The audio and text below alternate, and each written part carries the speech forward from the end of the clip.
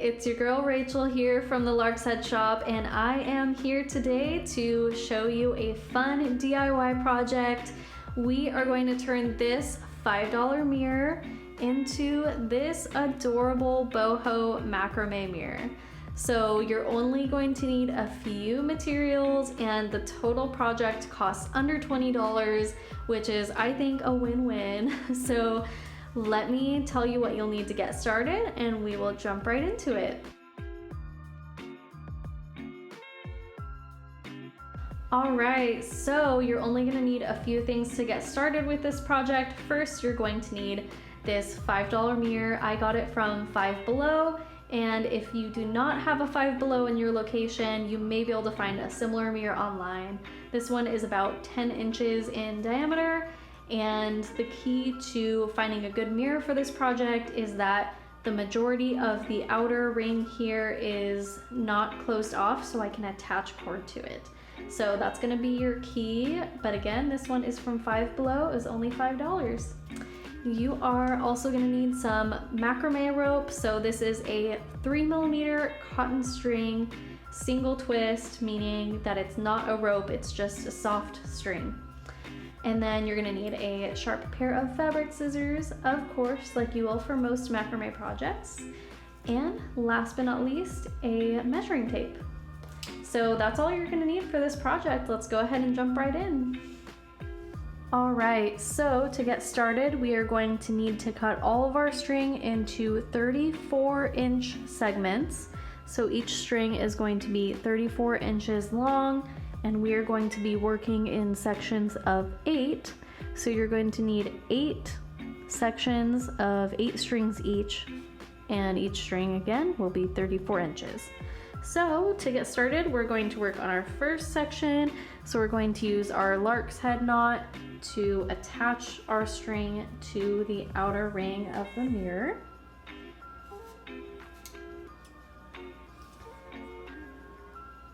So I'm gonna work in sections, only doing this first section of 8 to begin with. And you're gonna need to slide those strings in as far as they will go to either side.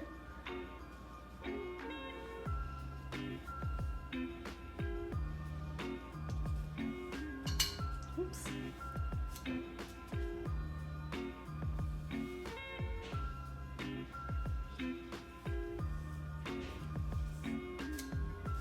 So again, I'm using a lark's head knot. I'm actually using the reverse version of the lark's head knot, but you can use a regular lark's head knot as well.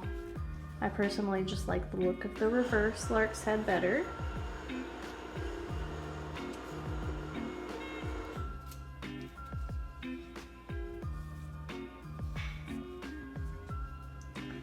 Okay, we just need a couple more strings for this section.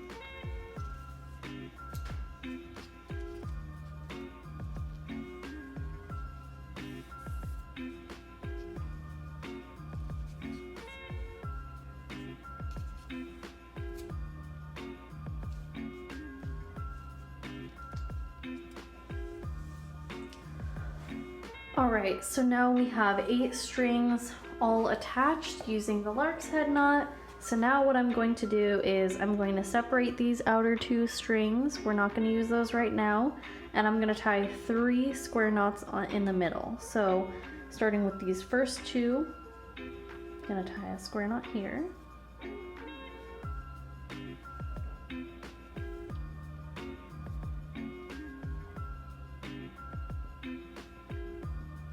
Another square knot in the middle here.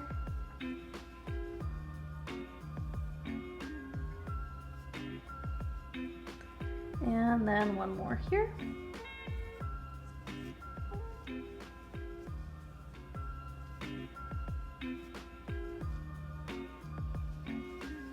All right, so we have 1, 2, 3 square knots, and then I'm gonna tie alternating square knots beneath them. So I'm gonna tie 1 square knot using these 2, and 1 square knot using these 2.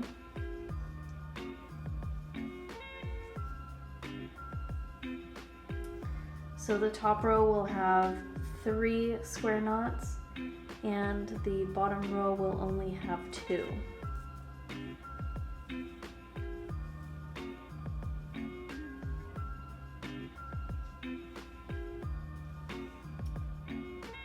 All right, so now we have a row of 3 and a row of 2, and we're just gonna tie some clove hitch knots to create a raised line around them on either side, creating a kind of a U or a V shape. So I'm gonna take these outer strings, and these will be my lead cords.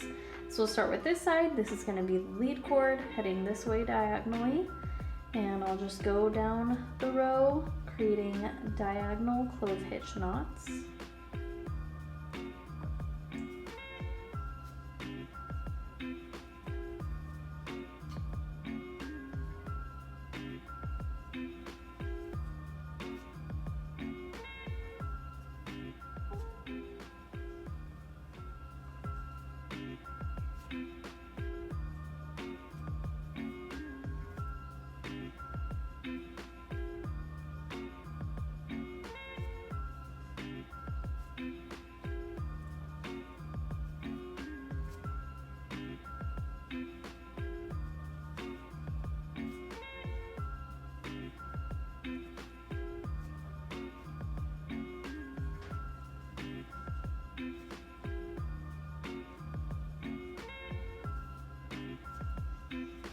You're gonna stop halfway through, and now we're gonna move to the other side. So I'll pick my outside cord to be the lead cord, heading in the opposite diagonal direction so that they can both meet in the center.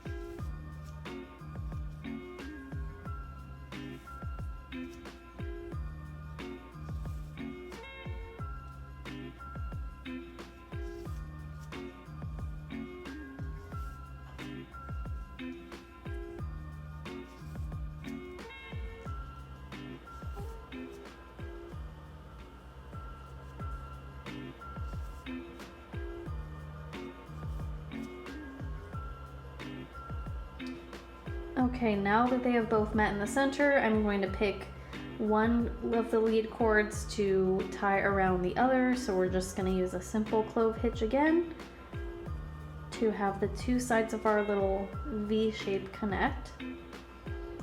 And that is what we're going to do for each of these sections. So before I move on to the next section, I'm going to go ahead and give this side a trim, just so that we have a little bit of a V shape and I don't have too much cord kind of getting in the way here.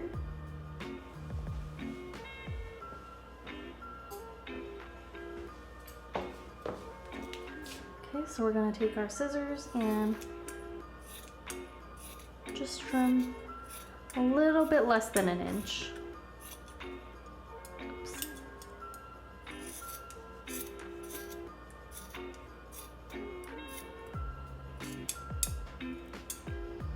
Okay, and we will use a comb a little bit later to fluff this up. Again, not a totally necessary step, but I like the fringy look, so you can just use a standard wide tooth or narrow comb to brush these out. But I am going to move into the next section. We're just gonna repeat that all the way around. So there will be a section here, a section here, here, and so on and so forth until we are totally done with this piece.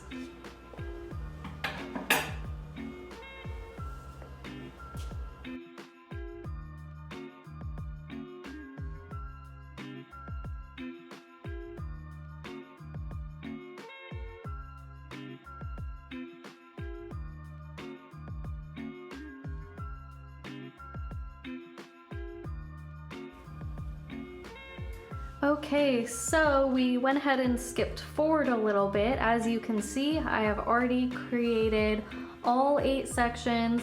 I went ahead and just took a standard comb and combed out each section's fringe just because I like the nice fringy boho look. And you might notice after you comb it out that you'll need one more final trim. Sometimes the cords can become a little uneven after you comb them out. So you'll just take your scissors and go through one more time. You know, make little changes here and there until you're happy with it. But this is the completed project. I hope you had fun and that the instructions were easy enough to follow. So stay tuned if you'd like to see more patterns and tutorials in the future. Thanks for watching. Hey, thanks for joining today. If you liked this video, go ahead and give it a thumbs up.